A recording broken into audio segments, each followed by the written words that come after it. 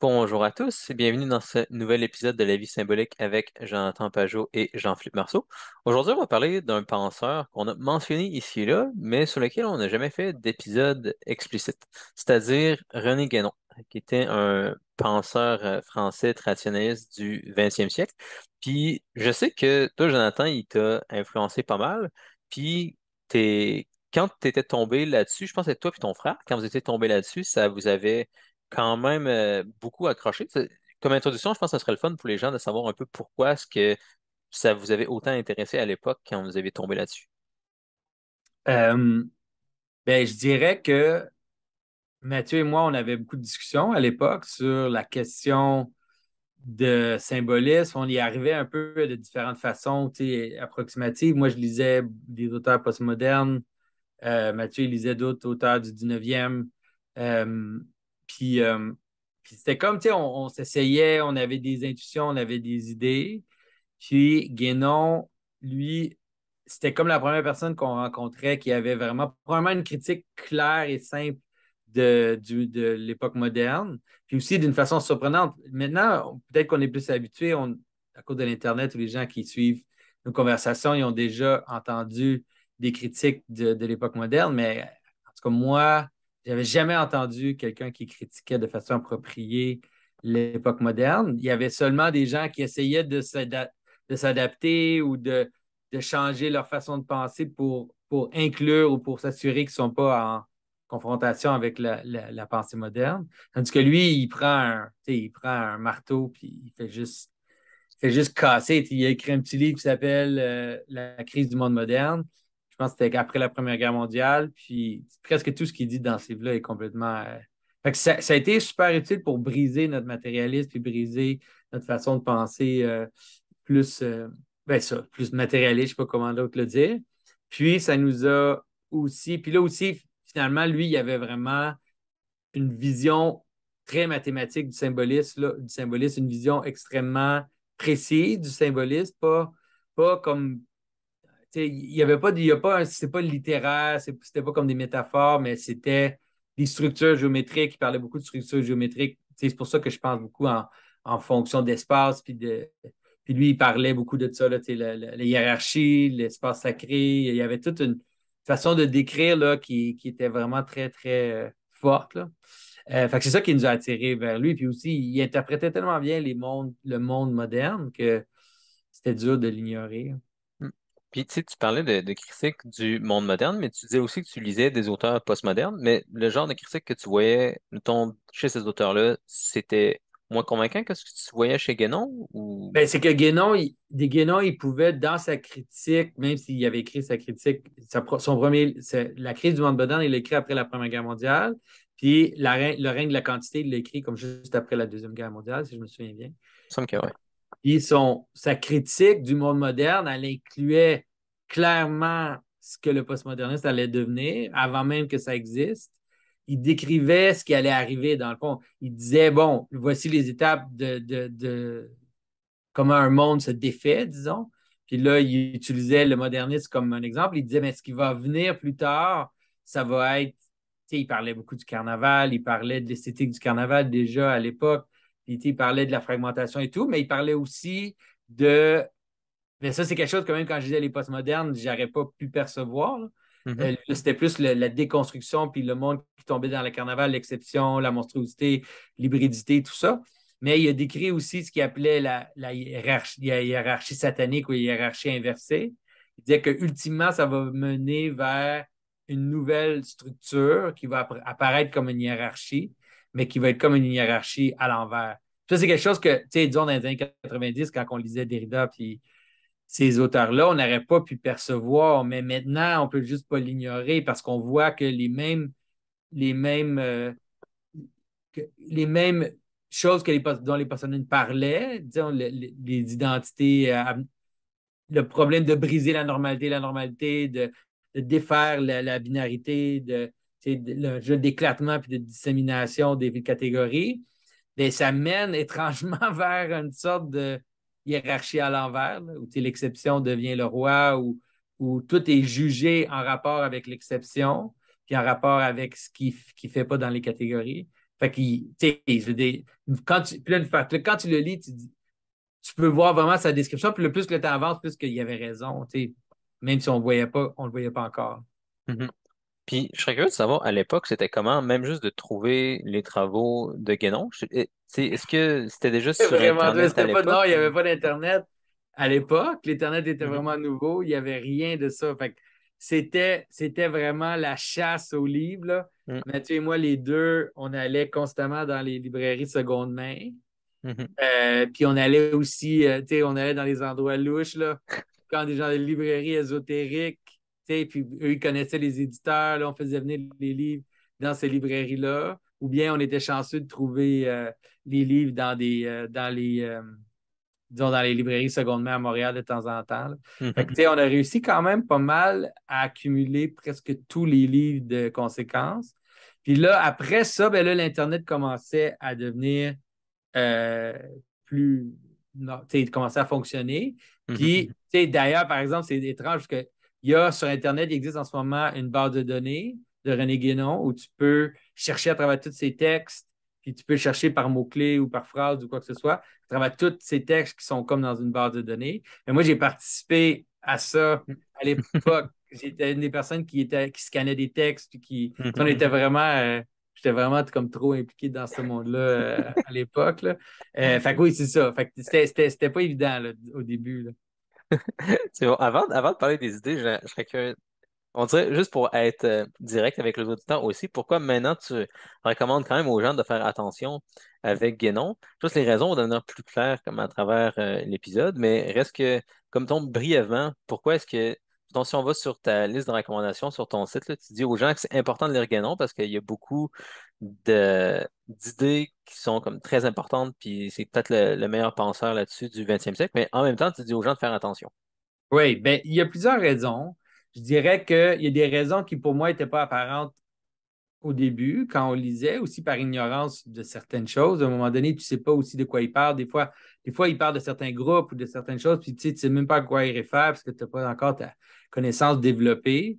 Fait que, il y a le problème de son lien avec les occultistes. Il sortait de l'occultisme, on pourrait dire, du 19e siècle, puis il était en contact avec, tu sais, il citait quand même des auteurs comme Eliphas Lévy, puis il était proche de Papu, Gérard Encausse, qui est l'un des fondateurs de ce qu'on appelle le martinisme.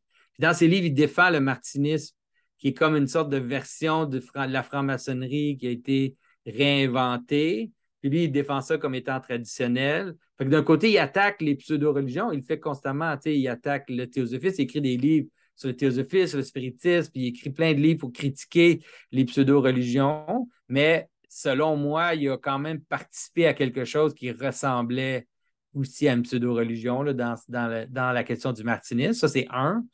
Deuxièmement, il, il selon moi, il ne comprenait pas très bien le christianisme. Puis il y avait comme une sorte d'hostilité qui avait hérité aussi, selon moi, du 19e siècle, des intellectuels du 19e siècle, puis leur hostilité au christianisme. Fait que lui, il a comme amené ça dans ses écrits. Fait que, par exemple, il ne semble pas bien représenter l'incarnation. Et il veut comme représenter l'incarnation comme si c'était juste une sorte d'avatar dans le sens hindou. Puis, tu sais, il est constamment. Tu sais, mais c'est drôle parce qu'il y a quelque chose de postmoderne. Il n'est pas postmoderne, mais il y a quelque chose que les postmodernes pourraient aimer parce qu'il est constamment en train d'essayer de montrer la multiplicité des traditions en Europe, puis d'essayer de suggérer, par exemple, que peut-être que les Cathares, il y avait une tradition légitime, tu sais, que l'hermétisme, c'est une tradition illégitime en Occident qui a été comme.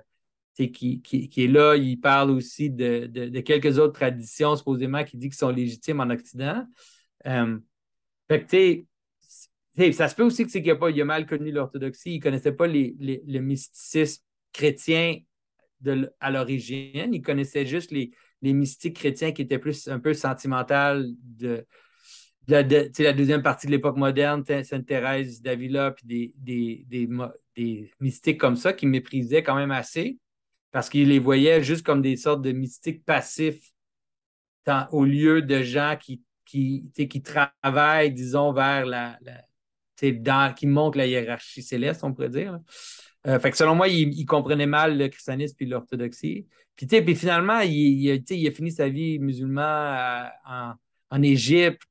Il était encore supposément hindou. Il y avait encore, tu sais, puis tu sais, il disait que s'il était initié, que si tu étais un initié, que tu étais au-dessus des formes particulière, mais tu sais, il y a comme une sorte de présomption aussi dans son discours par rapport à ça. Puis ça l'a mené, selon moi, ce genre de discours-là de présomption d'être un initié au-dessus des formes particulières, ça l'a mené à la chose qu'il détestait le plus, qui est une sorte d'universalisme super, tu sais, genre patate pilée, là, où là, tu as des gens qui se disent, tu sais, pérennialistes, tu sais, qui parlent de la religion comme s'ils étaient debout au-dessus, puis ils pouvaient comparer des pions dans, tu sais, des jouets, là. Puis là, ils font de la comparaison religieuse sans vraiment être engagés. Fait que j'ai l'impression que ça, c'est l'aspect négatif de lui. J'ai parlé longtemps pour le dire, là, mais Mhm. Puis je ouais. pense que c'est aussi comme à la fin, même disons, une des choses que ça manifestait chez lui, il semblait être paranoïaque à la fin. C'est comme dur à dire exactement, mais si je checkais un peu de biographie pour voir, puis le sens que j'avais au final, c'était que comme il se sentait qu'il était toujours attaqué, là, à peu près sans arrêt, puis là, il voulait pas vraiment parler à des Européens, il avait l'impression que c'était dangereux, etc. Oui, Puis, ben c'est ça, c'est qu'il aussi, il y avait aussi le fait qu'à cause de je vais juste faire mon téléphone, ouais, ouais. c'est à cause du côté, à cause de son lien avec des groupes vraiment louches au début, tu sais, avant qu'il sorte de ça, il était lié avec l'Église gnostique, puis il était lié avec, il y a un truc qui s'appelait l'Ordre du Temple rénové, il était lié avec plein d'affaires louches au maximum, tu sais, avant, au début. Puis Mhm, là, il est comme sorti de ça, il a critiqué ces groupes-là, il a critiqué les différents groupes, mais à mhm, cause de ça, il a eu l'impression toute sa vie qu'il se faisait attaquer par ces gens-là, genre de façon spirituelle. C'est qu'il y avait mhm, carrément des attaques spirituelles sur lui là, jusqu'à la fin de sa vie. Là. mhm. Fait que, il était assez parti à la fin. Tu sais, les descriptions qu'on nous dit de lui à la fin, là, c'est les gens qu'il a rencontrés, il était assez particulier. Là. Il était il était isolé, il était un peu Mhm. paranoïaque. Ouais, ouais. C'est bon. Puis, OK, fait que ça, on a parlé un peu du personnage pour commencer, puis là, on peut tomber dans les idées un petit peu, là. Pourquoi est-ce que, disons, t'aimais autant sa critique du monde moderne? Puis, c'est peut-être le plus gros livre où il en parle, c'est ce que tu as mentionné plus tôt, Le règne dans la quantité. Il y avait La crise du monde moderne aussi, qui était comme une version 20 ans plus tôt, là, mais c'est encore plus de choses dans Le règne de la quantité. Puis, il fait une critique comme sociale de plein de choses qui se passent dans notre monde. Puis aussi, il accompagne ça il fait un genre de mapping entre ce qui se passe dans notre société puis ce qu'il voit dans diverses mythologies, là. Entre autres, une structure qu'il trouve dans la Bible puis dont on a déjà parlé ici et là dans les épisodes de ce podcast-ci.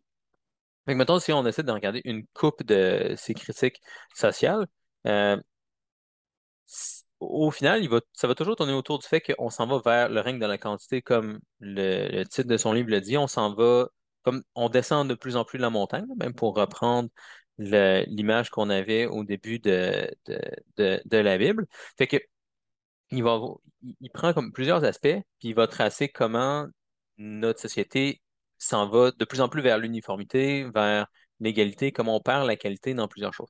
Fait que maintenant, il va parler au niveau des métiers. Euh, Auparavant, les gens voyaient leur métier comme étant imbriqué dans des niveaux de signification plus élevés. Fait que, mettons, quelqu'un qui construisait une table, ben, il faisait une table parce que ça allait participer à la communion d'une famille, qui allait participer à la communion de la communauté, etc. Ça montait les niveaux.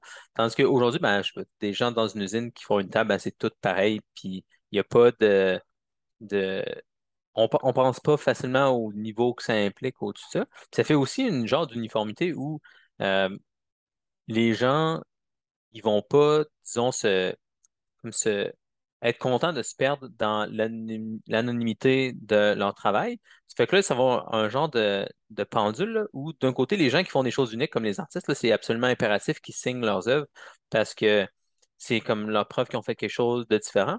Versus avant, les artistes, quand il faisait des peintures, des icônes, etc., d'habitude, on savait pas c'était qui, là.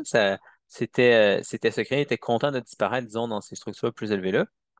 Mais ça, c'est que c'est ça. Aujourd'hui, soit que tu fais comme un travail qui est complètement anonyme parce que tout le monde fait la même chose dans une usine avec plein d'autres personnes, ou bien tu fais quelque chose de spécial, de différent, puis il faut absolument que ce soit complètement nommé parce que Et c'est à ta ta seule. subjectivité, disons, là, tu sais, à ta Ouais, personne. Là, ouais.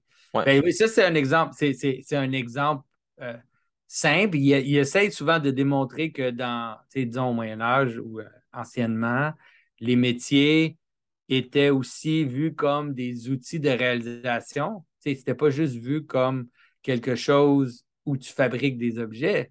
C'était vu comme une sorte de microcosme dans lequel tu participais, puis qui allait t'amener, qui allait t'initier à des façons d'être qui étaient analogues à des réalisations spirituelles.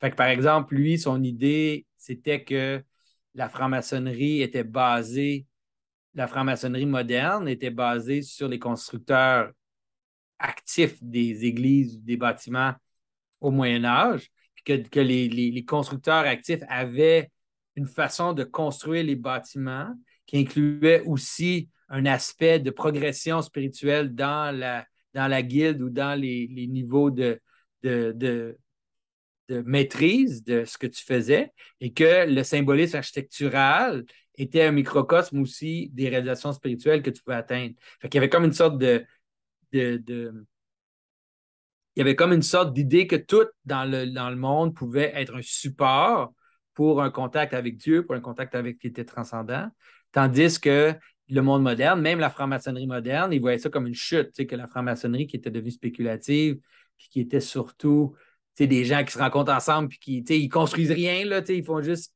parler des choses, puis tu sais, lire des textes, puis faire des rituels, que ça, c'était comme une sorte de chute du monde puis que, fait que tu avais comme une séparation. Lui, euh, il l'aurait peut-être pas cadré comme ça, mais il semble parler un peu de ça où tu as comme les choses, dont la franc-maçonnerie devient spéculative, puis la construction des bâtiments devient arbitraire, puis quantitatif, puis juste devient exactement le règne de la quantité dont tu décrivais. Là. En général, quand je lis ses écrits, je suis souvent curieux de savoir où est-ce qu'il comme va chercher ces connaissances-là de comment les gens voyaient les choses autrefois, là, parce que je vois pas vraiment de citation. Puis est-ce que toi, tu sais, mettons, est-ce qu'il tire ça, disons, de ses pratiques, tu sais, où il a été initié? Je sais pas, il Ben tire lui, ça c'est d'où? comme ça que c'est ça qu'il suggère. Là.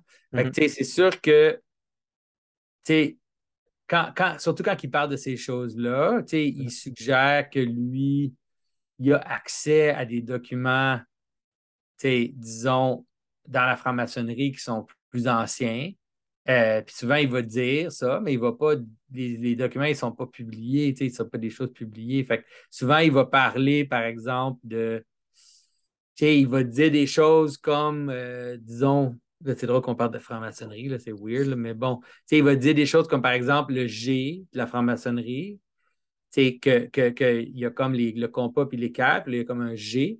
Les mhm, et de G représente le grand architecte. G represents the great architect. Ou G represents God. T'sais.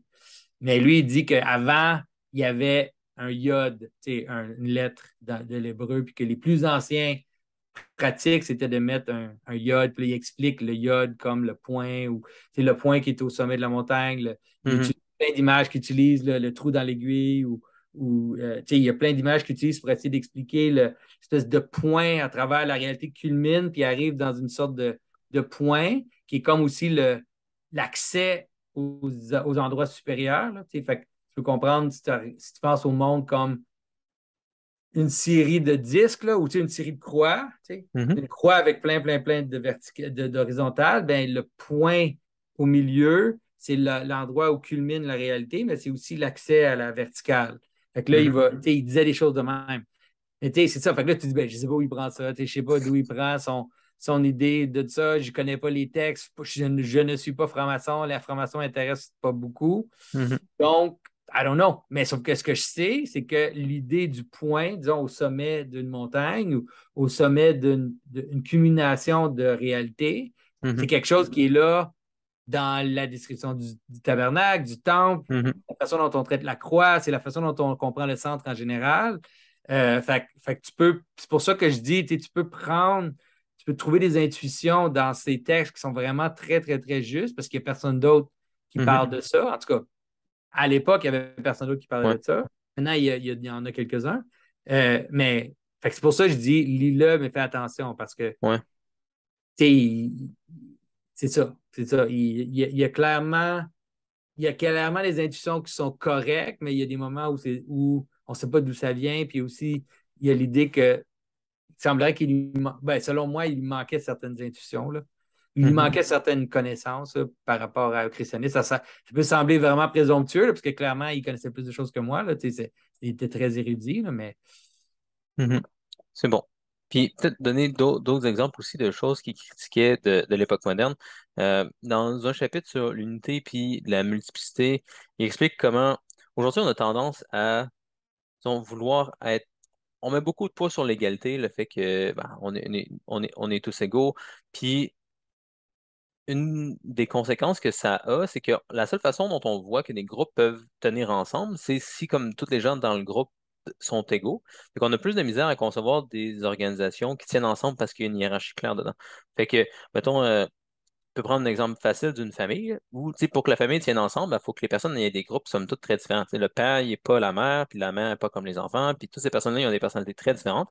Puis, en fait, ils doivent être très différents pour que la famille tienne ensemble pour quelque chose. Si les gens essayent d'être ensemble dans cette organisation-là, ça ne fonctionnera pas. Mais auparavant, tu avais ça à l'échelle sociale de façon plus claire, au moins. On a encore ça de cette façon-là. Ça n'a pas le choix d'être on n'a pas hiérarchique, le choix d'être là, on ne peut pas l'éliminer complètement. mais on essaie que tout le monde soit égal le plus possible.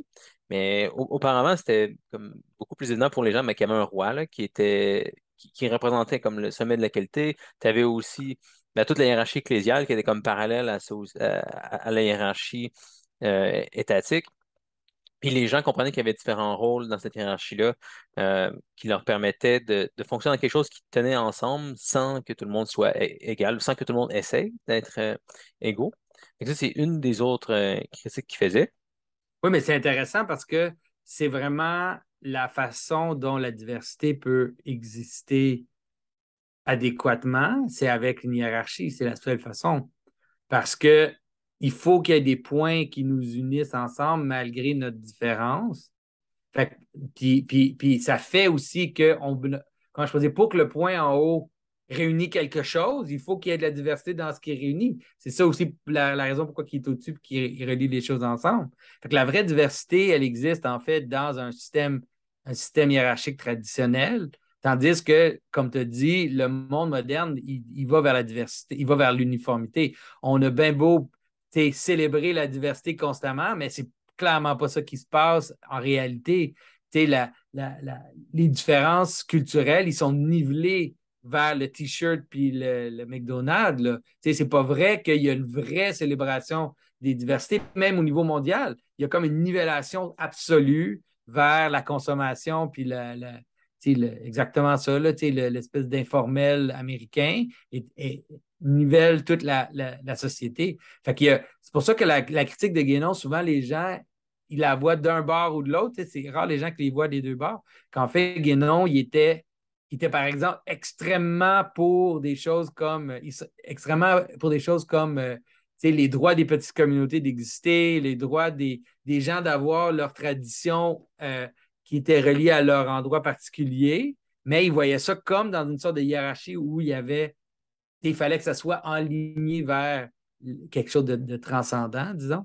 Euh, fait que d'un côté, comment je peux dire, d'un côté, il était super anticolonial. Là. Guénon, il était vraiment anticolonial. Il voyait le colonialisme comme une sorte de monstruosité occidentale qui venait niveler le monde entier dans leur matérialisme horrible. Mais en même temps, il y avait vraiment cette idée-là d'une genre de hiérarchie naturelle qui existe dans le monde. Là. Ouais. Un autre de ces aspects-là, c'est que il raconte que le monde moderne s'en va dans cette uniformité-là vers une haine de tout ce qui est secret, de tout ce qui ne serait pas révélé. Fait que l'idée qu'il y aurait des gens qui auraient accès à des connaissances spéciales, l'idée qu'il y aurait c'est des groupes dans lesquels tu devrais être initié. Puis là, ça sonne presque sombre puis ténébreux, dit comme ça, là. Mais je veux dire, juste le fait que, je sais pas, tu dois être baptisé pour être chrétien, le fait que tu dois comme faire ta catéchèse pour avoir ta première communion, tu sais, toutes des choses comme ça qui requièrent un processus d'initiation. C'est aussi quelque chose que le monde moderne trouve difficile, puis tendance à vouloir plutôt des groupes en général, y compris des religions, où tout le monde est égal On est dedans. égal, tout est public. Non, Ouais. mais ça, c'est sûr. Puis, tu sais, c'est intéressant parce que tu le vois même le combat dans les choses, dans les traditions liturgiques. Tu sais, dans l'Église orthodoxe, par exemple, il y a eu un immense mouvement là, dans les années 60, 70, 80 pour éliminer le plus possible l'iconostase qui séparait Hmm. la séparation entre l'autel puis la nef, de la mettre transparente, tu sais, de faire qu'on voit à travers parce qu'il disait, ben non, le but, c'est pas la séparation, tu sais, c'est comme c'est juste un. Il utilisait plein de trucs comme dire, ah, c'est juste pour tenir les icônes, c'est plein d'absurdités comme ça. Euh, Puis la même chose aussi pour les prières secrètes. Tu sais, dans Mhm. la liturgie, le prêtre dit des prières qui sont secrètes. Puis tu sais, il y a eu vraiment un push là, pour que les prêtres disent les prières secrètes tout haut, d'une façon que tout le monde comprend. Mais tu Mhm. vois, jusqu'où ça va, où il y a comme l'idée que tout est pour tout le monde, tout le temps. Mais ça, c'est pas vrai. Parce que juste par le fait que, si tu regardes la structure chrétienne avant mais je dis ça, mais moi, je fais ça en ce moment. On dirait aussi qu'il y a un certain point où c'est drôle, parce que, un moment donné, il y a un point où ça devient tellement grave ou tellement à l'envers, tu Mhm. n'as comme pas le choix même de dire des choses qui, avant, ne seraient pas nécessairement mis en public dans un endroit ouvert. Mhm. Euh, mais je comprends aussi le problème. C'est vraiment c'est un problème parce que. J'ai pas tout suivi, là. Qu'est-ce que tu as dit? T'as dit Non, mais que. ce que je dis, c'est que d'une certaine façon, en ce moment, ce Mhm. qu'on fait, moi, OK, ce que je OK, fais, d'expliquer ce ça, qu'on là. fait, c'est qu'on Ouais. est en train de faire ce que Guénon critique. Mhm. On essaye de révéler le plus qu'on peut les hauts mystères qu'on voit dans la Bible, puis qu'on voit dans le christianisme. Quand il y a Mhm. certaines choses dont on parle, qui sont qui avant auraient été vues dans l'ordre de ce qu'on appelle la mystagogie. Dans Mhm. l'Église, il y avait deux aspects. Il y avait la partie avant que tu te baptises où c'était comme on t'enseignait les doctrines de base, tu comprenais de base c'était quoi. Puis là, après ça, quand tu étais initié et tu étais entré dans l'Église, il y avait ce qu'on appelle la mystagogie qui était maintenant de te faire entrer dans les mystères puis de te faire comprendre les mystères de ce qui se passe. Tu vois ça dans la Bible aussi, en Jésus qui explique aux apôtres puis qui dit aux. Ouais, ouais, ouais. Euh, ben, ça faisait partie du christianisme. Mais tandis que Mhm. là, c'est comme si on dirait que c'est comme si on dirait que c'est tout trop tard. C'est comme trop tard. Fait que là, Ouais. on n'a pas le choix de mettre, de sortir les, genre les défibrillateurs. Là. C'est quasiment ça qu'il faut. Puis tu dis, le défibrillateur, d'habitude, il est pas. Si tu le mets sur quelqu'un de normal, tu vas le tuer. Mais là, c'est comme si on n'a pas le choix de, tchoum, de Ouais, ouais. shaker le système en disant, mais je sais que ça semble bizarre pour les gens de réaliser ça, mais Mathieu et moi, les deux, on s'est posé longtemps la question si ce qu'on faisait, c'était est-ce qu'on est en train d'encourager le symbolisme ou est-ce qu'on est en train de le détruire? Mhm. Puis c'est quand même une question profonde qu'on s'est posée parce qu'on s'est dit, parce que c'est tout le monde qui peut regarder les choses qu'on dit, là. Ouais. Pas juste les C'est chrétiens. gratuit, là, en C'est ligne. gratuit, c'est pour tout le monde, pour n'importe qui, tu sais. Recommandé par l'algorithme, tout. Oui, c'est ça. Fait que, ça veut dire n'importe qui peut l'utiliser, puis n'importe qui peut l'utiliser. C'est peut-être la meilleure façon Mhm. de le dire. Ouais. Euh, mais en même temps, j'ai l'impression que c'est ça, on est rendu là. Là, on ne parle plus de Guénon, là, mais tu sais qu'on est rendu au point où on n'a comme pas le choix. Mais tu sais, le pire, c'est que Guénon aussi faisait ça. Ouais. Guénon faisait la même chose. Même lui, il dit, lui, il a même dit que supposément qu'il était, je veux dire, ça semble toujours weird quand on parle de lui, là. Mais il disait Mhm. qu'il était initié par des brahmanes indiens.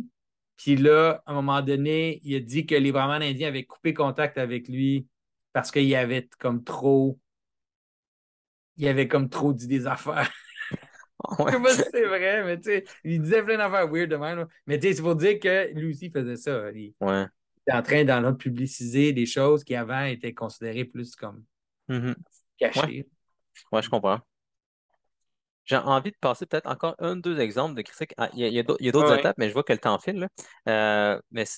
Une autre, mettons, un des aspects qui est important à mentionner, c'est le fait que même dans nos visions du monde explicites, comme notre métaphysique, notre philosophie, etc., tu peux voir qu'il y a une chute vers la multiplicité où Ben, on part de vision du monde, mettons, tu retournes au Moyen Âge, tu retournes à l'Antiquité, où il y avait des philosophes très riches, il y avait une vision du monde qui procédait de quelque chose d'invisible, de spirituel, puis tu avais une hiérarchie qui était très, très puissante pour expliquer même des choses modernes aujourd'hui. Là, expliquer, il y a des gens qui retournent à ça pour juste comprendre comment la science peut bien Mm. fonctionner dans un cadre qui a de l'allure. Fait il y avait des choses dont on a déjà parlé, là, comme une hiérarchie entre le ciel et la terre, entre des formes invisibles, de la matière concrète mais qui n'est pas formée, puis comment les deux doivent s'unir pour créer des choses, etc. Il y avait comme des métaphysiques très riches à l'époque. Puis Guénon explique comment ça s'est perdu, puis on a tombé dans progressivement le matérialisme. On a commencé par essayer de tout réduire à la raison humaine. Si on n'est pas capable d'avoir une idée claire et précise sur quelque chose, ben c'est pas vrai, c'est pas quelque chose qui existe. Puis ça nous a fait utiliser l'humain en somme comme la mesure de toute chose, comme disons, la limite au-dessus desquelles les choses peuvent même pas exister. Puis là, on s'y met à toujours regarder plus vers le bas. Puis ça n'a pas été très long qu'on voyait tout le monde en termes de mécanismes manipulables par l'humain, puis après ça, en termes de petits mécanismes, de petits atomes qui sont manipulables par l'humain. Puis là, ça a continué de se fragmenter encore plus bas avec la physique qu'on a aujourd'hui, là, que des mathématiques sur des choses qui sont rendues juste potentielles. Mais bref, tu as comme ce mouvement-là de, de vision du monde de plus en plus simple, où on s'en va vers comme juste des mouvements mécaniques. Oui.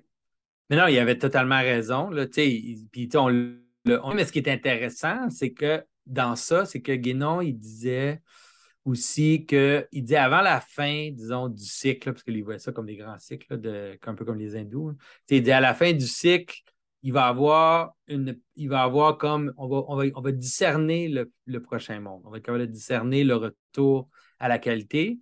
Puis j'ai l'impression que ça aussi, il avait raison parce qu'on est en train exactement de le voir en ce moment. C'est intéressant que ça se passe aussi à la fin, tu arrives comme tu descends, tu descends, puis tu arrives au bout, puis là, tu trouves juste de la potentialité. Puis là, dans juste voir la potentialité, tu réalises qu'il y a un lien entre la concrétisation de cette potentialité-là, puis l'intelligence. Puis là, c'est juste une petite perception de ça. Puis là, c'est comme si tout d'un coup, il y a comme un changement qui se passe. Peux-tu être un peu plus explicite le passage de la potentialité à l'intelligence?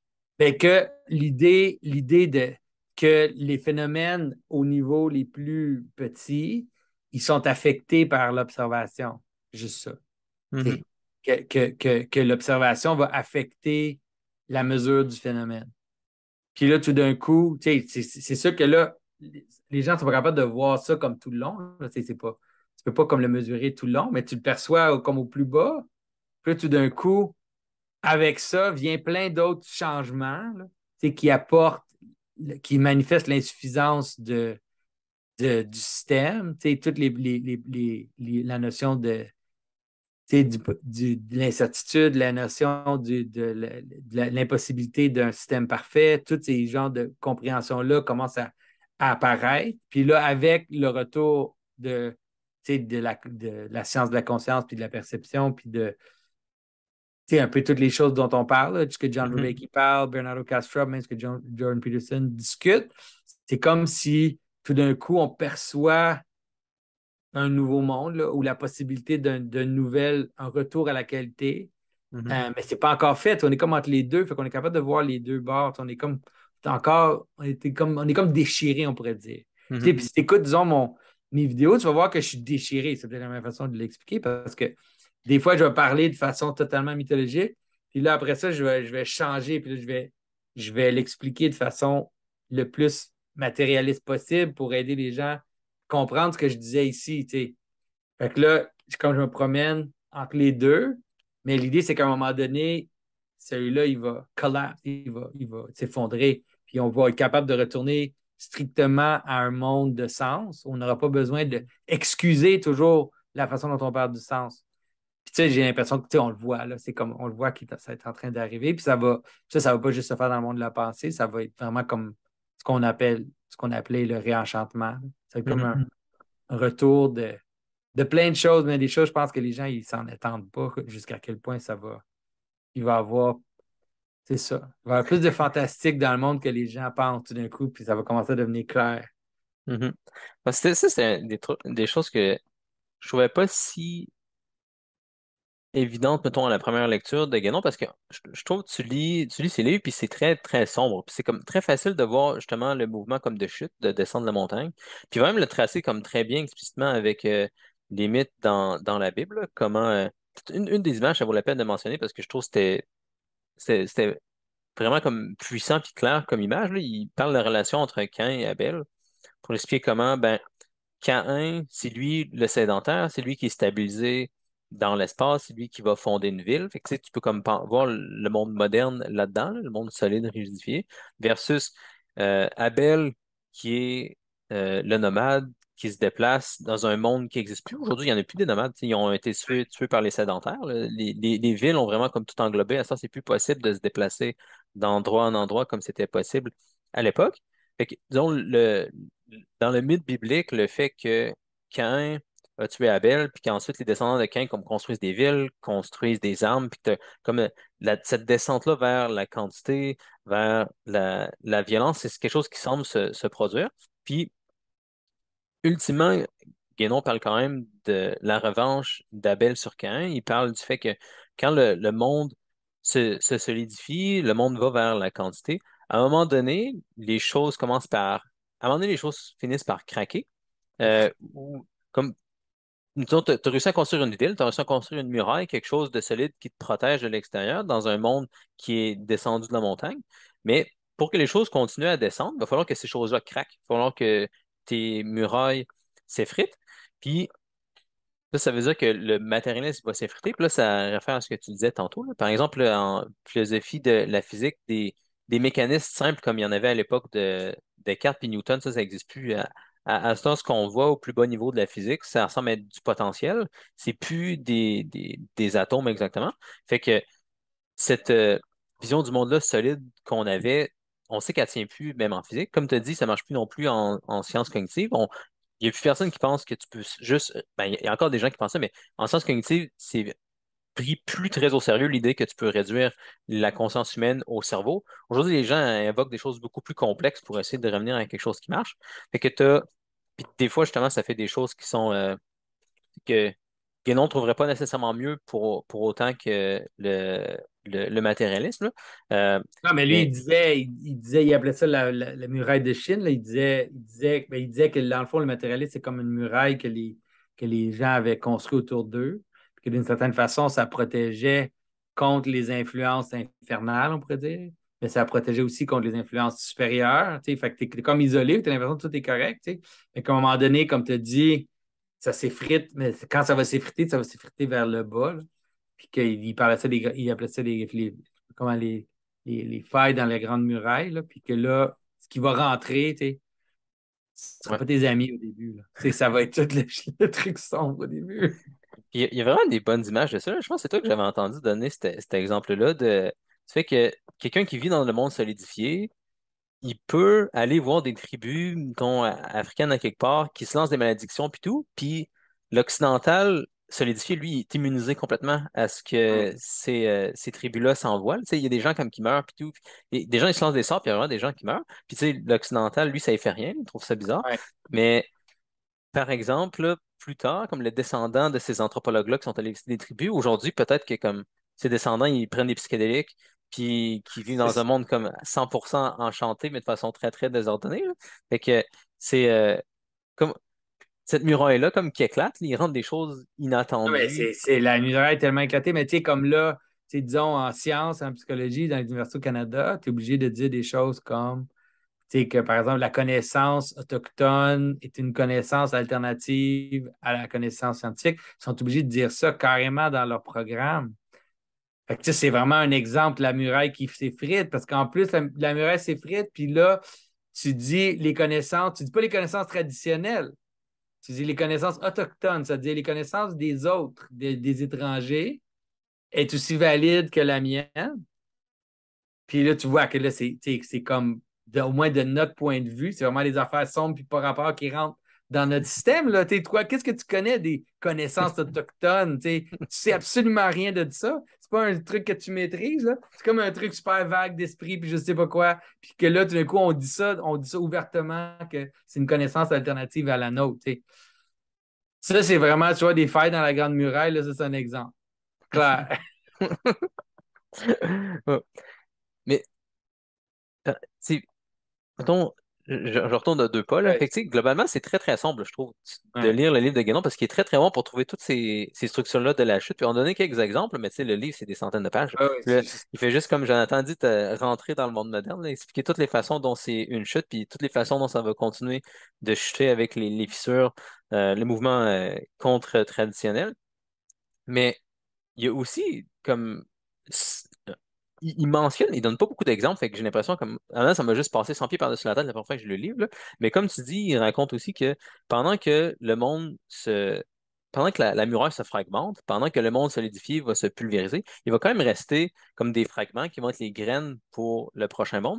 Fait qu'il y a la possibilité de donner des choses pour le monde qui va venir après. Ça s'est déjà passé comme à plus petite échelle dans l'histoire de notre civilisation aussi. Là. Par exemple, quand Rome a chuté, quand romain a chuté en Occident, ben, il y avait quand même eu des gens qui laissaient des graines pour le monde suivant. Puis là, ça a fait l'Europe qui a pu recommencer avec justement les gens qui avaient hérité de l'Empire romain. Fait il y a des choses comme ça qui se passent. Puis Guénon voit comme ce genre de choses-là arriver à l'échelle cosmique, mais il parle jamais, jamais quasiment du côté positif dans ses livres. Là. Fait que, au Ah, ça. final, c'est juste super, super dark. Ici, ça, c'est un exemple aussi où, selon moi, tu vois comme tu vois son parti pris, là, ou, à la limite, moi aussi, j'ai un parti pris, c'est clair, là, mais tu peux voir son parti pris dans ce qu'il dit parce qu'il y a des endroits où il en parle, il dit quelque chose comme, il dit la prochaine restauration, pour qu'il y ait une restauration, il va avoir une connexion entre le début et la fin, il va avoir une connexion entre deux extrêmes, puis il dit ça va probablement être une union de l'islam et de l'Inde. Puis il dit ça va être ça qui va comme donner le nouveau monde. T'sais. Puis là, c'est juste intéressant parce que c'est comme il ignore complètement le christianisme. Comme si la résurrection, c'était pas carrément l'image de ce qu'il dit. T'sais. Que la résurrection, c'était pas juste l'image exactement de ce dont il parle, de quelque chose qui meurt et qui revit. Mhm.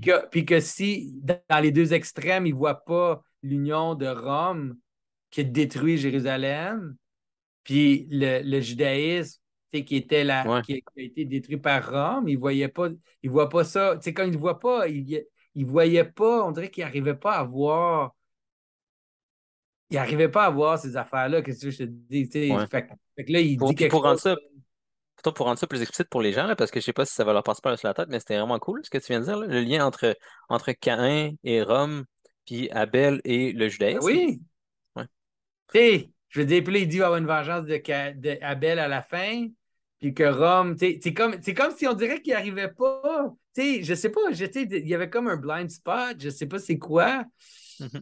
mais on dirait qu'il n'arrivait pas à voir que les choses, même les choses qui suggéraient, leur plus forte réalisation était dans les imageries que lui-même, des fois, suggérait, mais qu'il ne voyait pas comment ça se joignait ensemble, disons. Mhm.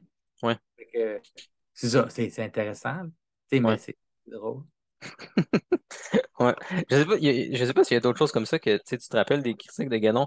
Mais même là, je trouve, je sais pas si c'était vraiment clair pour les gens, là, mais tu sais, son- le fait que tu vois dans la résurrection, la revanche d'Abel sur Caïn, c'est que tu vois la revanche comme du judaïsme à travers Jésus sur Rome, d'une façon qui va en fait, transformer Rome en la gloire de Jérusalem, on peut dire. Puis c'est drôle comme tu dis en plus, parce que tu sais, il explique, même en utilisant le symbolisme biblique, qu'à la fin, ce que tu as le jardin qui est entouré par la ville, tu as encore l'arbre comme au début, mais maintenant, ce que tu as, c'est plus juste comme l'arbre avec l'eau entouré d'une ville, la Jérusalem céleste, Ouais. qui est carrée, qui est solide, qui est solidifiée, là, qui est la ville de Ah, Caen. il utilise toutes ces images-là. Ouais.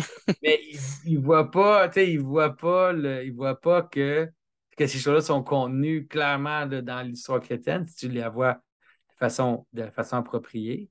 Mhm. Puis c'est parce que je pense qu'il y avait aussi un côté vraiment ésotérique dans le mauvais sens, là, où parce qu'il cherchait des connaissances ésotériques, des connaissances secrètes, des choses comme ça, il n'arrivait pas à voir l'histoire de Jésus de façon appropriée. Tu sais, il la Mhm. voyait comme.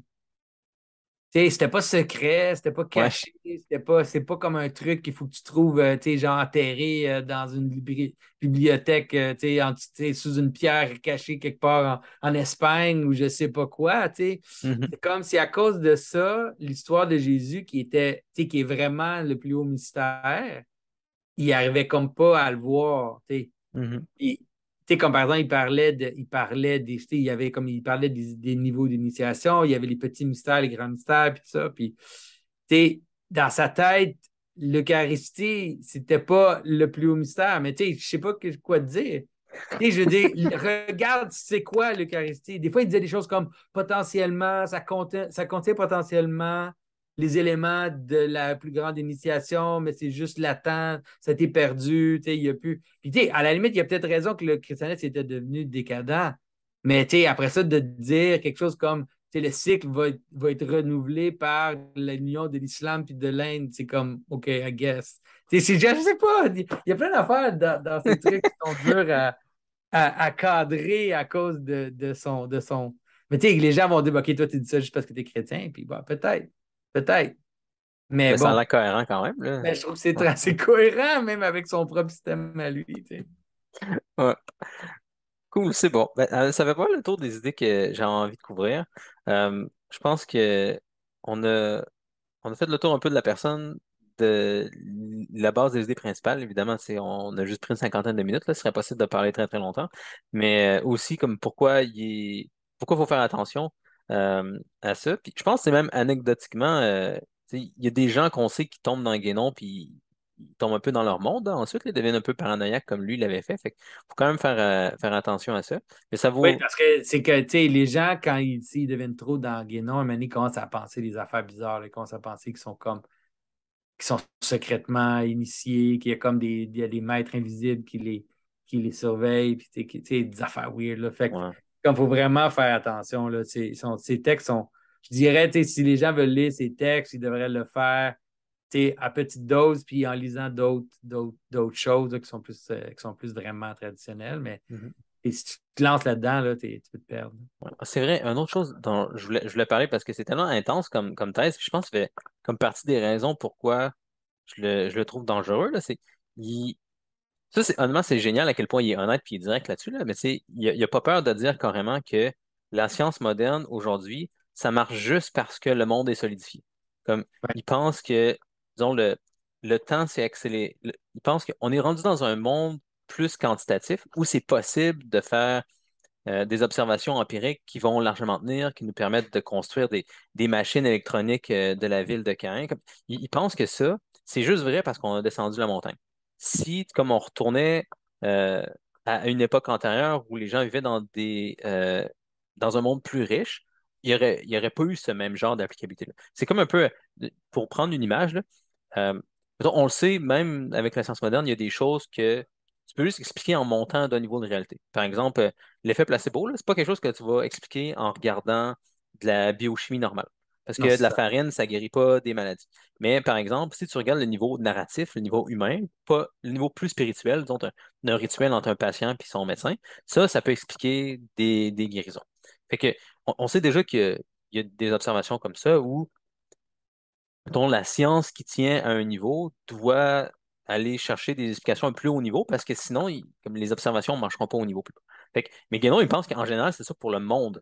Maintenant, tu sais, oui, on observe des choses, mettons, qui nous disent que le monde date de, mettons, que la Terre date de 3,7 milliards d'années, que on dirait qu'on descend de singes, là. On dirait qu'il y a eu une évolution où en fait on est plus intelligent que les anciens, mais pour Guénon, tout ça, c'est complètement faux, là. Pour lui, comme c'est juste une chute là, depuis le début, puis le monde n'est pas si vieux que ça. Puis comme il va dire très clairement qu'il pense que le fait qu'on puisse observer des choses, mettons des fossiles ou de la cosmologie, peu importe, toutes ces choses-là, ça fait juste partie du monde solidifié. Euh, Puis on n'est plus capable de voir les choses comme elles le sont vraiment. Il y a comme deux choses. De un, le monde s'est solidifié en tant que tel. Fait qu'il semble y avoir moins de patterns riches dans le monde. Il semble que le monde soit très vieux, qu'il soit expliqué par des causalités matérielles, etc. Puis aussi, vu que nous, on est moins sensibles aux réalités spirituelles, même s'il y avait des traces de des réalités plus spirituelles, plus hautes, on ne serait pas capable de les détecter. Oui, OK. mais pour te reprendre, par exemple, il croit pas à l'évolution, mais il croit que le monde est très, très vieux.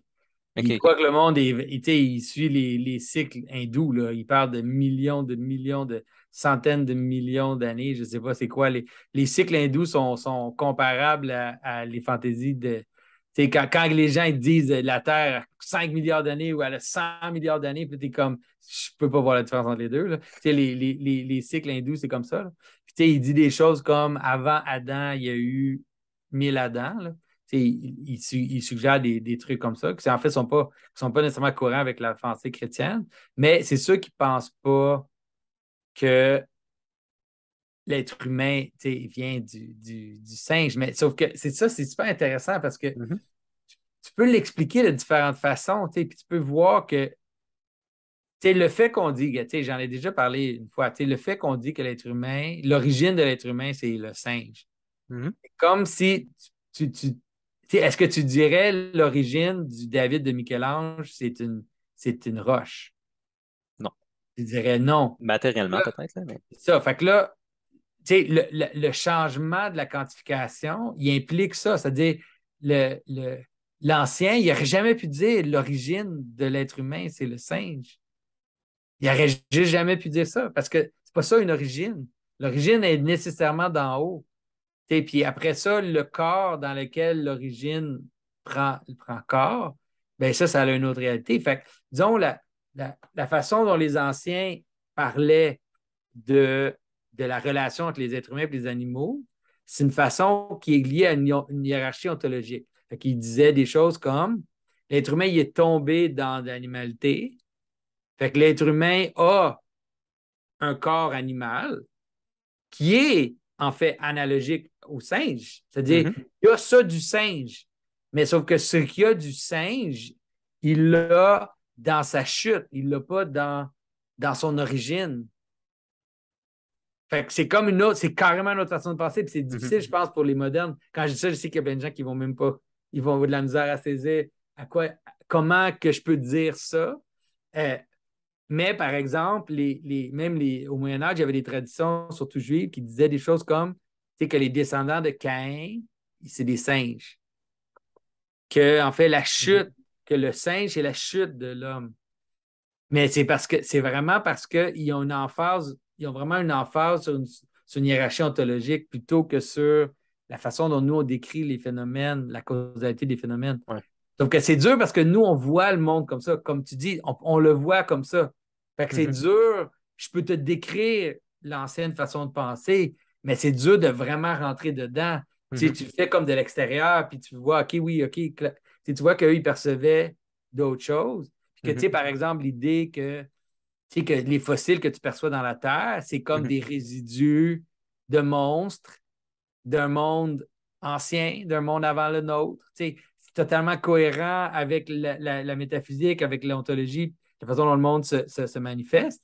mhm, Puis, ça fait qu'ils pouvaient rendre compte des fossiles, puis ils pouvaient les expliquer vraiment simplement. C'était pas si compliqué que ça pour expliquer les fossiles. Puis ils disaient mhm, c'est des résidus d'un monde où il y avait des monstres, le mhm. monde avant. En tout cas, c'est juste pour dire que Ouais. c'est dur. Quand on parle de Mhm, matérialisation, c'est dur pour nous de penser parce que la matérialisation, on a tendance à le penser de façon matérielle. mhm, On a tendance à. On ne le voit pas vraiment comme une matérialisation ou une chute dans la matière, où la matière devient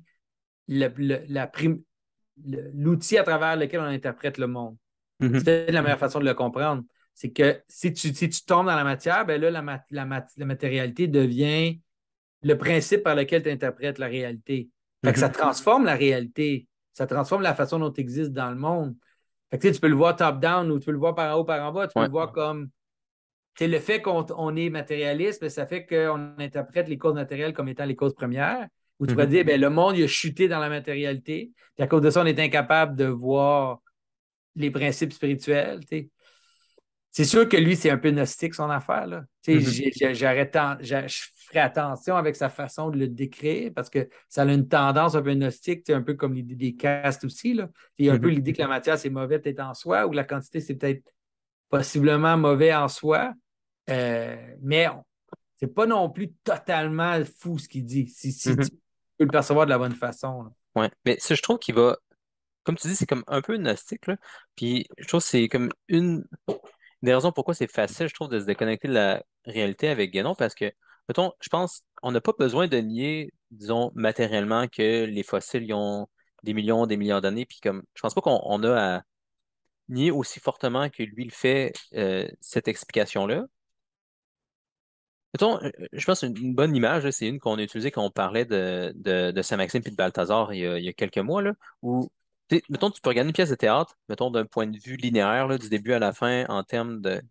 Imagine que les causes matérielles, c'est ce qui vient dès le début. C'est comme la matière que tu as, là, à partir desquelles tu construis ta pièce de théâtre. Puis à la fin, à un moment donné, il y a le sens qui vient, qui descend, puis qui vient comme structurer tout ce qui s'est passé, puis tu comprends, OK, coup de théâtre, peu importe, le sens descend à la fin. Comme la cause finale, qui était en fait la première cause de tout, elle se manifeste à la fin, mais c'était elle qui orchestrait tout depuis le début, même si au début, tu vois juste les causes matérielles. Puis là, tu sais, quelqu'un qui serait juste capable de voir les causes matérielles dans la pièce de théâtre, il ne comprendrait pas vraiment la pièce de théâtre. Comme il tomberait dans la matérialité de la pièce de théâtre, il penserait à côté. Mais j'ai l'impression que Guénon, tu sais, en niant carrément, en niant aussi fortement, je ne vais pas dire complètement carrément, mais mettons, en niant aussi fortement le pouvoir, disons, de l'observation empirique sur le monde qu'on peut faire, puis qui nous donne une vraie connaissance sur les choses, même si c'est vrai, comme tu dis, que si on reste juste au niveau de ces causes matérielles, on manque le plus important. Mais